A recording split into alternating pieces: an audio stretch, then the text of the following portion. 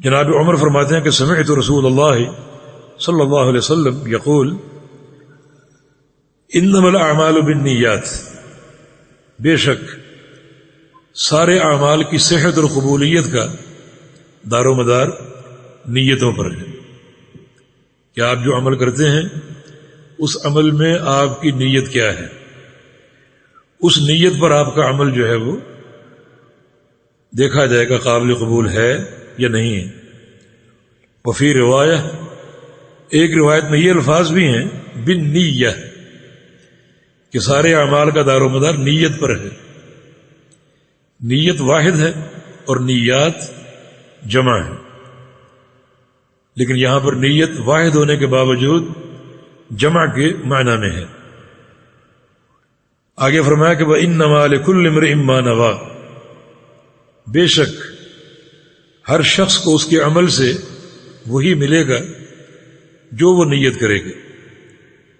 فَمَنْ كَانَتْ هِجْرَتُهُ إِلَىٰ دُنْيَا يُصِيبُهَا أَوْ امْرَأَةٍ يَتَزَوَّجُهَا، یہ نسخہ آپ کے پاس اس میں یہی حدیث اسی طرح ہے، اور صحیح بخاری میں اس طرح بھی وارد ہے، اور صحیح بخاری میں یہ حدیث 7 مقامات پر ہے، ایک مقام پر اسی طرح وارد جس طرح بلال نے پڑھی آپ کے سامنے، فمن کانت ہجرت الی اللہ ورسولہ فہجرت الی اللہ ورسولہ، کہ جس کی ہجرت اللہ اور اس کے رسول کی طرف ہے اس کی ہجرت اللہ اور اس کے رسول کی طرف ہے، چنانچہ اسے اس ہجرت کا اسی طور ثواب ملے گا کہ اس نے اللہ اور اس کے رسول کے لیے ہجرت کی ہے، اللہ اور اس کے رسول کی طرف، اللہ کی رضا کے لیے، اور رسول کی طرف معنی یہ کہ رسول کریم صلی اللہ علیہ وسلم مدینہ تشریف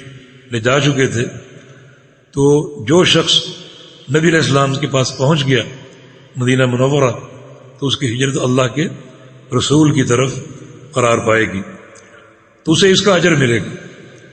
لیکن جس شخص کی ہجرت دنیا کی طرف ہے، یصیبھا، کہ دنیا کو حاصل کر لے، ابھی مرا، کہ کسی خاتون کے لیے اس کی ہجرت ہے، یتزوجھا، کہ اس سے شادی کر لے، فہجرتہ الی ما ہاجر الیہ، تو اس کی ہجرت اسی طرف ہوگی جس طرف اس نے کی ہے، اللہ تعالیٰ کی طرف ہے اور اس کے رسول کی طرف ہے، تو یہ ہجرت قابل قبول ہے اور اس کا اجر ملے گا۔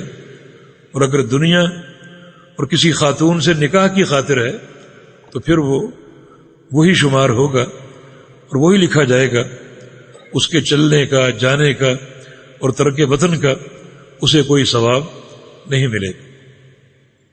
پہلی بات یہ کہ یہ حدیث کتاب الطہارہ میں کیوں لائی گئی؟ باب تو وضو کا ہے، اس میں طہارت کے، نظافت کے اور پاکیزگی کے مسائل ہونے چاہیے تھے۔ اس کا جواب یہ ہے کہ اس حدیث کو لانے کے 2 مقصد، ایک یہ کہ طہارت میں بھی نیت چاہیے، وضو بھی بغیر نیت کے قابل قبول نہیں، بلکہ صاحب کتاب نے، مؤلف رحمہ اللہ نے بڑی زبردست تنبیہ فرمائی۔ ہم لوگ وضو کرتے ہیں باتیں کرتے کرتے، ہنستے کھیلتے، یا بیٹھے ہیں دکان میں، اذان ہوئی اور اپنا مصروف ہیں، جب دیکھا کہ جماعت کھڑا ہونے میں 1 منٹ باقی رہ گیا، دوڑتے ہوئے جاتے ہیں اور جلدی سے وضو کرتے ہیں۔ نہیں، اس عمل کو اطمینان سے انجام دیجیے، اور نیت کا استحضار ضروری ہے۔ آپ کے دل میں یہ نیت ہو کہ آپ وضو کیوں کر رہے ہیں؟ ظاہر ہے کہ نماز کے لیے، جس نماز کے لیے اس نماز کا استحضار آپ کے ذہن میں ہو تو اس نیت کے ساتھ وضو قابل قبول ہوگا، بغیر نیت کے نہیں۔ بعض فقہا نے لکھا ہے ایک شخص اگر نماز کے لیے گھر سے نکلے، راستے میں کوئی تالاب ہے، اچانک اس میں گر جائے اور اس کے وضو کے اعضاء بھیگ جائیں تو اس کا وضو ہو جاتا ہے، ہمیں اس سے اتفاق نہیں، اس کا گرنا بغیر نیت کے ہے۔ اس کے اس عمل میں نہ تو نیت کا دخل ہے اور نہ وضو کی وہ ترتیب ہے جو اللہ کے پیغمبر سے ثابت ہے. یہ وضو نہیں ہوتا. وضو ایک عمل کا نام ہے، وہ عمل آگے آ رہا ہے، اور وضو سے قبل نیت ضروری. تو یہاں نہ نیت ہے اور نہ وہ عمل ہے. یہ مسئلہ قابل قبول نہیں. تو ایک تو امام مقدسی رحمہ اللہ کا یہ مقصد ہے اس حدیث کو لانے کا کہ یہ عمل نیت کے ساتھ مشروط ہے. دوسرا مقصد یہ ہے کہ کتاب کے آغاز میں ہم طلبۃ العلم کو نصیحت دیے، ہر عمل، وضو تو ہے ہی ہے، ہر عمل نیت کے ساتھ ہے. آپ لوگ اس کتاب کا آغاز کر رہے ہیں تو آپ اپنی نیتوں کو درست کر لیں. گھر سے نکلیں، سوچیں کہاں جا رہا ہوں اور کیوں جا رہا ہوں. پڑھنے جا رہا ہوں، کیوں؟ اس کا کیا جواب، کیا نیت ہے، کیا نیت ہونی چاہیے؟ 3 نیتیں لے کر گھر سے نکلیں. ایک اللہ کی رضا کے لیے، تاکہ سارے عمل سے اللہ تعالی راضی ہو جائے، کسی کو دکھانے کے لیے نہیں، واہ واہ کرانے کے لیے نہیں. دوسری نیت یہ ہو اپنے نفس سے، اپنے آپ سے جہالت کو دور کرنے کے لیے اور زیور علم سے آراستہ ہونے کے لیے. ہو سکتا ہے ایسے مسائل آئیں جن کا علم آپ کو نہ ہو، کہ اپنے آپ سے جہل کو دور کرنا. اور تیسرا مقصد یہ، اور تیسری نیت یہ ہو کہ جو پڑھوں گا اس پر عمل کرنا. کیونکہ پڑھ لینا منزل نہیں ہے، پڑھ لینا راستہ ہے، منزل عمل ہے. آپ پڑھ لیں سب کچھ اور علم کے خزانے حاصل کر لیں، لیکن عمل نہ کریں، اس پڑھائی کا کوئی فائدہ نہیں. پھر ایسے ہی جیسے آپ وضو کر لیں اور نماز نہ پڑھیں، سفر کر کے مکہ پہنچ جائیں اور حج نہ کریں. امام ابو خیثمہ رحمہ اللہ اپنی کتاب العلم میں ایک قول لائے ہیں نبی اسلام کے صحابی ابن مسعود رضی اللہ عنہ. فرماتے ہیں کہ لیس العلم بکثرت المسائل وانما العلم خشیۃ اللہ، کہ علم کثرت مسائل کا نام نہیں ہے، بلکہ اصل علم اللہ کی خشیت کا نام. تو وہ علم نافع ہے جو صحیح نیت کے ساتھ ہو اور عمل کے ساتھ. اللہ کے پیارے پیغمبر امام الانبیاء والمرسلین اور سید ولد آدم یہ دعا کیا کرتے تھے، اللہم انی اسألک علما نافعا، یا اللہ میں تجھ سے علم نافع کا سوال کرتا ہوں. اور ایک حدیث میں یہ دعا بھی ہے، اللہم انی اعوذ بک من علم لا ينفع، یا اللہ میں تجھ سے تیری پناہ چاہتا ہوں ایسے علم سے جو نفع نہ دے. تو علم نافع میں یہ چند چیزیں ہوتی ہیں، ایک اللہ کی رضا مقصود ہوتی ہے، دوسرا علم پر عمل کرنے کا عزم ہوتا ہے اور نیت ہوتی ہے.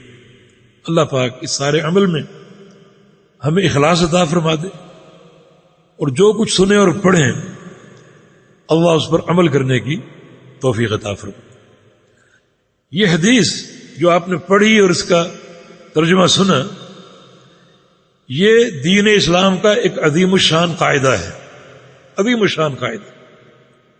بلکہ بعض علماء کے کلام کے مطابق دین اسلام کی 2 برہانیں ہیں، 2 دلیلیں ہیں، ایک ظاہری اور ایک باطنی. بڑی اہم بات ہے، ایک ظاہری اور ایک باطنی. اور وہ دونوں برہانیں نبی علیہ السلام کی 2 حدیثوں میں مذکور ہیں. گویا اگر وہ 2 حدیثیں ہم سمجھ لیں تو سارا دین ہمارے پاس آ سکتا ہے. ایک حدیث دین کی ظاہری برہان، دوسری حدیث دین کی باطنی برہان. باطنی برہان یہ ہے، اندر کی برہان، کہ انما الاعمال بالنیات. بلا شبہ سارے اعمال نیت کے ساتھ. علماء بیٹھے ہیں انما کلمہ حسر الاعمال، اعمال جمع کا صیغہ ہے، واحد کا صیغہ نہیں، اس کا واحد عمل ہے. اس پر جو الف لام داخل ہے وہ استغراقی، یعنی سارے عمل نیت کے ساتھ ہیں، بغیر نیت کے کوئی عمل نہیں ہے، سارے عمل نیت کے ساتھ. یہ ایک قول فصل ہے، ایک تحصیل اللہ کے پیارے پیغمبر نے اسے ایک جملے میں ایک عظیم الشان قاعدہ بیان کر دی. اتنا بڑا قاعدہ ہے. عبد الرحمن بن مہدی فرماتے ہیں اگر میں کوئی کتاب لکھوں تو میں ہر باب کے شروع میں اس حدیث کو ضرور لاؤں. اور ان کا یہ قول بھی ہے کہ یہ حدیث، ایک ہی حدیث 70 ابواب پر استعمال ہو سکتی، کیونکہ سارے اعمال کا مدار نیت پر ہے. وہ نماز ہے، روزہ ہے، حج ہے، زکوٰۃ ہے، عمرہ ہے، جہاد ہے، سارے اعمال کا مدار نیت پر. اور عمل سے پہلے نیت. صحیح مسلم میں رسول اللہ صلی اللہ علیہ وسلم کی حدیث ہے کہ ان اللہ لا ينظر الى صورکم ولا الى اجسامکم ولا الى اموالکم ولكن ينظر الى قلوبکم واعمالکم. اللہ رب العزت تمہاری صورتیں نہیں دیکھتا، تمہارا مال نہیں دیکھتا، اور تمہارے جسم نہیں دیکھتا. اللہ تعالیٰ پہلے تمہارے دلوں کو دیکھتا ہے، پھر تمہارے اعمال کو دیکھتا ہے. پہلے عمل کرنے والے کا دل اور اس کی نیت وہ چیک ہو، پھر اس کا عمل. تو یہ ہے عمل کی باطنی برہان کہ سارے اعمال کی صحت اور قبولیت عمل کرنے والے کی نیت پر ہے. اور نیت ایک ہی کہ یہ عمل اللہ تعالیٰ کے لیے. یہ باطنی برہان. اور ظاہری برہان کیا ہے؟ کسی بھی عمل کی، وہ نبی علیہ السلام کی ایک اور حدیث میں بیان ہے، صحیح مسلم کی حدیث ہے، صحیح بخاری میں اور الفاظ کے ساتھ ہے، من عمل عملا لیس علیہ امرنا فہو رد. کوئی بھی شخص ہو اور وہ کوئی بھی عمل کرے، عمل کرنے والا کوئی بھی ہو، عربی ہو، اجمی ہو، گورا ہو، کالا ہو، مشرق کا ہو، مغرب کا ہو، کوئی بھی ہو، اس کا جیسا بھی لباس ہو اور پگڑی کا کوئی بھی رنگ ہو، عامل عملاً کوئی عمل کرے، کچھ بھی کرے، لیس علیہ امرنا، اس عمل پر اگر ہمارا ٹھپا نہیں ہے تو وہ مردود. یہ قاعدہ کلیہ ہے. عمل کرنے والا کوئی بھی ہو، اس سے کوئی سروکار نہیں کون کر رہا ہے اور کون نہیں کر رہا. عمل کرنے والا کوئی بھی ہو، عمل کچھ بھی کرے، اس عمل پر اگر ہمارا ٹھپا نہیں ہے، ہماری تصدیق نہیں تو وہ مردود ہے. یہ ہر عمل کی ظاہری برہان. اور سارا دین، سارے دین کا قوام ہے. اس ظاہر اور باطن کا نام دین ہے. تو یہ حدیث گویا آدھا دین ہے، نصف الدین. اسے ہمیشہ اپنے سامنے رکھو. سفیان بن عیینہ رحمہ اللہ فرماتے ہیں کہ ایک دن میں بیٹھا غور کرنے کے لیے کہ دین اسلام میں سب سے مشکل کام کون سا. میرے ذہن میں جہاد آیا، اس میں لڑنا، مرنا اور مارنا ہوتا. لیکن میں نے کہا نہیں، اللہ کی رضا کے لیے اپنے آپ کو قربان کرنا کون سا مشکل. پھر کبھی زکوٰۃ آتی کہ اس میں انسان مال خرچ کرتا اپنا کمایا ہوا، یہ مشکل نہیں ہے. روزہ دن بھر کا فاقہ، نہیں یہ بھی مشکل نہیں. حج، اس میں بڑی کلفتیں برداشت کرنی پڑتی، یہ بھی مشکل نہیں. پھر کون سا کام مشکل ہو سکتا؟ ایک عمل میرے سامنے آیا، اس پر میں ٹھہر گیا. واقعی یہ عمل سب سے مشکل ہے، اور وہ ہے اللہ کے بندو نیت کی حفاظت. ہم لوگ دکھلاوا، نمود و نمائش اور ریاکاری کے خوگر، عمل برباد ہو جاتا. نہیں، یہ دو برہانیں سمجھ کر جاؤ، ظاہر و باطنی برہان. باطنی برہان یہ ہے کہ عمل کرنے والا اللہ کے لیے مخلص ہو، اور ظاہری برہان یہ ہے کہ عمل کرنے والا اللہ کے رسول کا تابع ہو، مطیع ہو، اور اس کی نیکی پر اول سے آخر تک اللہ کے پیارے پیغمبر کی اطاعت کی چھاپ۔ کل قیامت کا دن ہوگا اور پہلے ہمارے اعمال گنے جائیں گے، نمازیں، روزے، عمرے، حج، زکوٰۃ گنی جائے گی۔ پھر اگلا مرحلہ ان اعمال کو تولا جائے گا۔ اعمال کو تولنے والے کون ہوں گے؟ جبریل امین۔ جائیے آج تنہائی میں بیٹھ کر سوچئے گا کہ جبریل امین سارے انبیاء کے امین وحی کے حافظ، ہمارے کتنے اعمال کو وہ کامیاب قرار دیں گے؟ بڑا کڑا امتحان۔ ہم جو مختلف دعوے کرتے ہیں ہماری برادری میں ایسا ہو رہا ہے اور ایسا نہیں ہو رہا، آباء و اجداد کی پیروی، اس کڑے امتحان کا خوف نہیں ہے؟ امام لال کا یہ روایت ہے کہ صاحب میزان جبریل امین ہو، کتنے ہمارے عمل وہ کامیاب قرار دیں۔ اور پھر اخلاص، اعمال کی گنتی کے بعد اعمال کا وزن کیوں ہوگا؟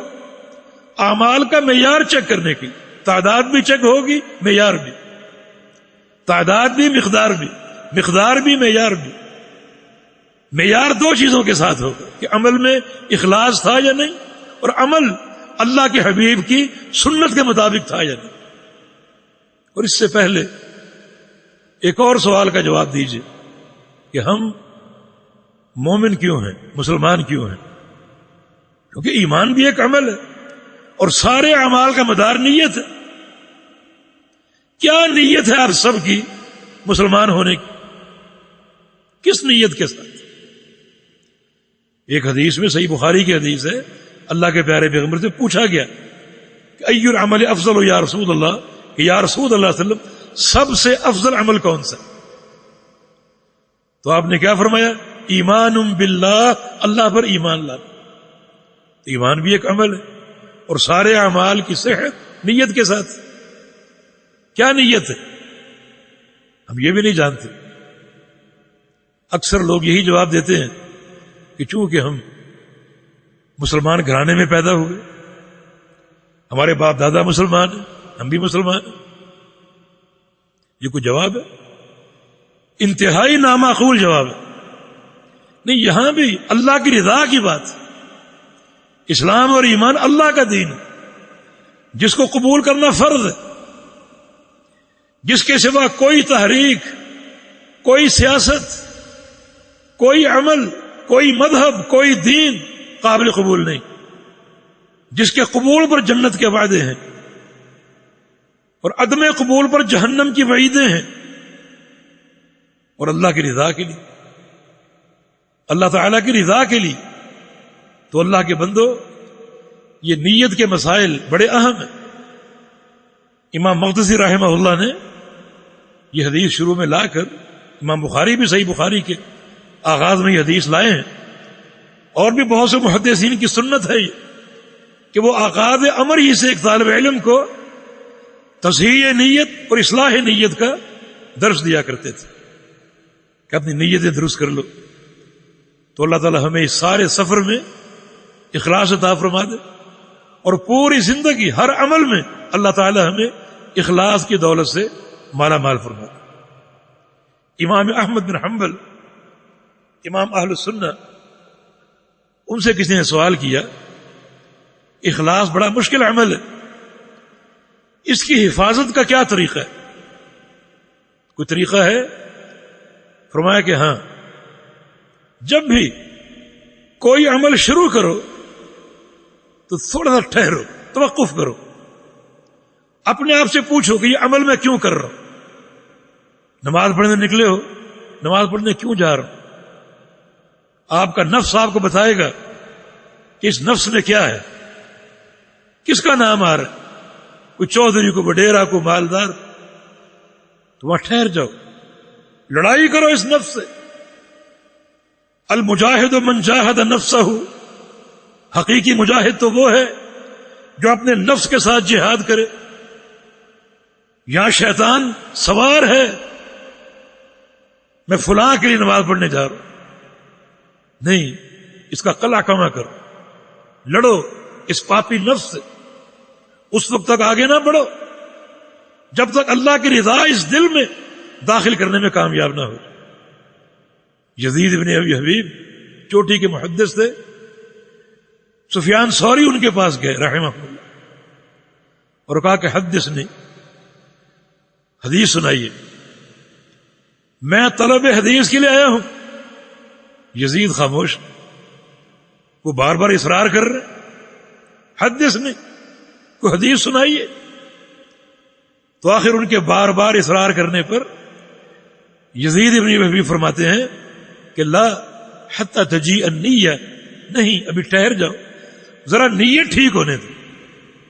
تمہارے آنے پر دل میں کیا خیال آ رہا ہے کہ میں کتنا صاحب حدیث ہوں، صاحب الاسانید ہوں، کہ سفیان جیسا محدث میرے دروازے پر آئے ہو. اس نیت کے ساتھ اگر میں حدیث سناؤں گا تو یہ مجلس قیامت کے دن میرے خلاف حجت ہوگی، مجھے اس کا فائدہ نہیں ہوگا، بلکہ یہ مجلس میرے خلاف جائے گی. تو میں اس نفس سے لڑ رہا ہوں، نیت کی اصلاح کر رہا ہوں، ذرا اصلاح ہونے دو پھر آپ کو حدیث سنائیں گے. یہ سلف صالحین کا موقع. ہر قضیے میں نیت کو ٹٹولو. لن ینال اللہ لحومها ولا دماؤها ولکن ینالہ التقوی منکم. اللہ رب العزت کو تمہاری قربانی کا خون اور گوشت نہیں پہنچتا، بلکہ دلوں کا تقوی پہنچتا. اخلاص. قیمت کیا ہے وہ بعد میں دیکھا جائے، اخلاص اور تقوی. تو یہ آغاز امر سے اس حدیث کو لا کر میں نے کچھ بات لمبی کر دی تاکہ ہم اپنی نیتوں کی اصلاح کریں. اور یہ سارا معاملہ، ہر عمل اللہ کی رضا کے لیے. فقہی جو معاملات ہیں یا فقہی ابواب ہیں، اس میں نیت کے دو مرتبے ہیں. نیت کے دو مرتبے ہیں.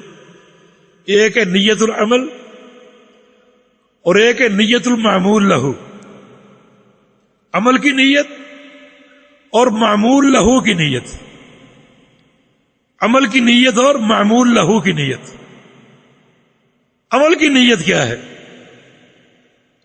عمل کی نیت میں دو چیزیں ہیں. ایک یہ کہ عبادت اور عادت میں فرق، یہ نیت ہونی چاہیے. عبادت اور عادت میں فرق. اور دوسرا عبادات میں فرق. ابھی آپ نے مغرب کی نماز پڑھی، پھر عشاء کی پڑھیں گے. نماز یہ بھی ہے، نماز وہ بھی ہے، لیکن آپ کے دل میں فرق ہونا چاہیے کہ یہ کون سی نماز اور وہ کون سی نماز. یہ عبادت کا فرق. اس طرح عبادت اور عادت میں فرق. کچھ امور عادت ہیں، سونا، کھانا، شادی نکاح وغیرہ، یہ امور عادت ہیں. اور کچھ امور عبادت ہیں. امور عبادت میں نیت ضروری، نماز ہے، روزہ ہے، حج و زکوٰۃ. لیکن امور عادت اس میں نیت ضروری نہیں. لیکن نیت اگر آپ کر لیں جو دین اسلام سے متعلق ہو تو بڑا مستحسن ہوگا، آپ کو اجر ملے گا. آپ گھر بناتے ہیں، روشن دان رکھتے ہیں اوپر، روشن دان. نیت کیا ہے کہ اس سے ہوا آئے گی، ٹھیک ہے. لیکن اگر نیت یہ بھی کر لیں کہ مسجد سے اذان کی آواز بھی آئے گی تو آپ کا گھر بنانا آپ کے لیے اجر کا باعث بن جائے. آپ کھانا کھاتے ہیں، نیت کیا ہے؟ اپنی بھوک دور کریں. لیکن اگر نیت یہ بھی کر لیں کہ میں عبادت کے لیے طاقت حاصل کروں تو کھانا اجر کا باعث بن جائے. آپ سوتے ہیں، سونا آپ کی ضرورت ہے. اگر نیت یہ کر کے سوئیں کہ سونے سے آرام ملے گا، راحت ملے گا، تاکہ اگلے دن کی عبادات، اگلے دن کے امور پوری نشاط کے ساتھ انجام دے سکوں، آپ کو اجر ملے گا.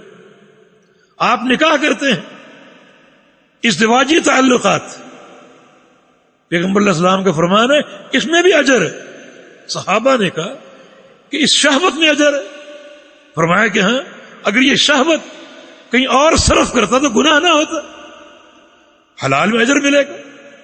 لیکن اگر ساتھ نیت یہ بھی ہو کہ مجھ میں عفت اور پاک دامنی آئے گی, شادی کرتا ہوں تاکہ عفیف ہو جاؤں اور پاک دامن ہو جاؤں, تو اس کا آپ کو اجر ملے گا. امور عادت بھی باعث اجر ہو سکتے ہیں, یہ نیت کا معاملہ. اس لیے مومن کی نیت عمل سے بہتر کہ وہ ہر معاملے میں اچھی نیت کا پہلو نکال لیتے اور اللہ تعالیٰ سے اجر حاصل کر لیتے. تو انما الاعمال بالنیات, بلا شبہ سارے اعمال کی صحت اور قبولیت ان اعمال کی نیتوں کے ساتھ. بعض اوقات دو شخص ایک ہی عمل کر رہے ہیں لیکن ایک کی نیت اور ہے, دوسرے کی نیت اور ہے. حافظ ابن حجر نے فتح الباری میں اس کی ایک مثال دی ہے کہ دو شخص طواف کر رہے ہیں, ایک کی نیت یہ ہے اللہ سے اجر حاصل کروں بیت اللہ کا طواف, دوسرا ایک اور شخص ہے اس نے کس سے قرضہ لینا ہوتا, اس نے دیکھا کہ میرا جو قرض مقروض ہے, جو میرا مقروض ہے وہ طواف کر رہا ہے بیت اللہ کا. اب وہ پیچھے چلا گیا, اس کے پیچھے پیچھے گھوم رہا ہے, چل وہ بھی رہا اور چل یہ بھی رہا, لیکن دونوں کی نیت میں اختلاف. ایک کی نیت اللہ کی رضا کا قصد ہے, دوسرے کی نیت جو ہے وہ اپنے مقروض کو تلاش کرنا, اس کے پیچھے گھومنا اور پھرنا. رسول کریم صلی اللہ علیہ وسلم نے یہاں جو مثال دی ہجرت کی, اصل میں اس کے پیچھے ایک قصہ ہے. ایک شخص جس کا لقب مہاجر ام قیس بن گیا, مہاجر ام قیس, اسے ایک عورت سے محبت تھی جس کی کنیت ام قیس تھی. جب رسول اللہ صلی اللہ علیہ وسلم نے ہجرت کا اعلان کیا تو اس عورت نے بھی ہجرت اختیار کر لی. اب اس شخص نے روکا کہ مجھ سے شادی کر لو. اس نے کہا کہ نہیں, شادی میں تبھی کر سکتی ہوں جب تم میرے ساتھ مدینہ آ جاؤ. اب یہ مدینہ چلا گیا, صحابہ بھی گئے, رسول اللہ بھی گئے, یہ شخص بھی گیا, مگر صحابہ کا جانا اللہ کی رضا کے لیے تھا, رسول اللہ کی طرف تھا. اس شخص کا جانا ام قیس کی خاطر تھا. فرمایا کہ ہجرت حالانکہ بڑا عظیم مسئلہ ہے, ان الہجرہ تہدم ما کان قبلہ. ہجرت وہ عمل ہے جس کے کر لینے سے سابقہ تمام گناہ معاف ہو جاتے. 3 عمل گزشتہ تمام گناہوں کا کفارہ بن جاتا. ایک ہجرت ہے, دوسرا حج ہے. فرمایا کہ والحج یہدم ما کان قبلہ, صحیح مسلم میں کہ حج بھی سابقہ زندگی کے تمام گناہوں کا کفارہ ہے. اور تیسرا کوئی شخص اسلام قبول کر لے, والاسلام یہدم ما کان قبلہ, اسلام قبول کرنے سے بھی سابقہ تمام گناہ اللہ تعالی معاف کر دے. تو ہجرت بڑا قیمتی عمل, اس میں ترک وطن, ترک تجارت اور بعض اوقات اپنے رشتہ داروں کو چھوڑ دینا, خونی رشتے توڑ دینا. بیٹا باپ کو چھوڑ رہا ہے, باپ بیٹے کو چھوڑ رہا ہے, شوہر نے بیوی کو چھوڑ دیا, بیوی نے شوہر کو چھوڑ دیا. بڑا مشکل عمل لیکن عظیم الشان عمل. مگر اس عمل میں بھی نیت چاہیے, نیت. اگر ہجرت کرنے والا اللہ کی رضا چاہتا ہے اور واقعتاً اللہ کے رسول کی طرف جا رہا ہے تو اللہ تعالیٰ قبول کرے گا, سارے گناہ معاف کر دے گا.